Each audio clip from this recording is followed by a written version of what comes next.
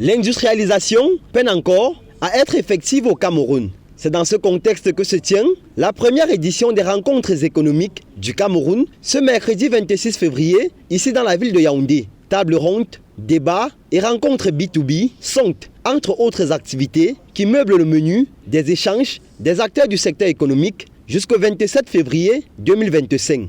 On parle souvent beaucoup de politique, on fait beaucoup de politique politicienne, mais au moins une fois par an, puisque c'est piloté par le secteur privé en collaboration avec le gouvernement, au moins une fois par an, on va parler de l'économie. Donc, du moment où c'est nous qui sommes à la manette, nous sommes donc obligés, et on viendra à chaque fois aux côtés, on viendra vers les pouvoirs publics à Yaoundé pour parler des questions économiques de notre pays. L'événement qui se déroule en ce moment a aussi pour but de rappeler que le dialogue social est une habitude à pérenniser au sein des entreprises locales. Bien plus, elle ne se substitue pas au Cameroun Business Forum qui a longtemps servi le cadre de dialogue par excellence entre le secteur privé et le secteur public.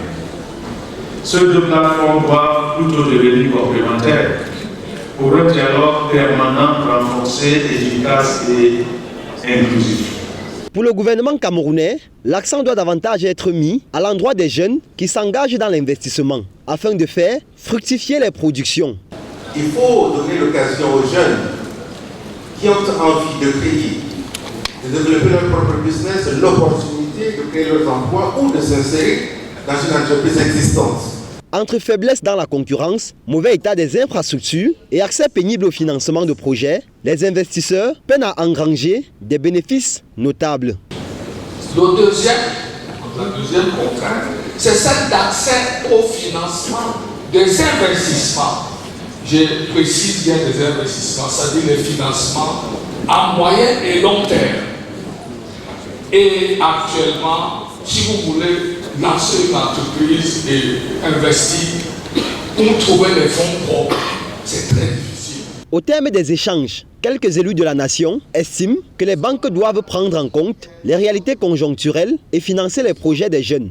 J'ai suivi un des panélistes qui a parlé de surliquidité dans les banques, qui est vraiment un paradoxe. Parce que quand vous allez dans les banques aujourd'hui, malgré qu'ils soient en surliquidité, ils n'arrivent pas à financer le moindre projet des jeunes. Et les seules garanties qu'ils demandent sont des titres de propriété. Un jeune qui veut s'installer, qui a un beau projet, il va trouver le titre de propriété où?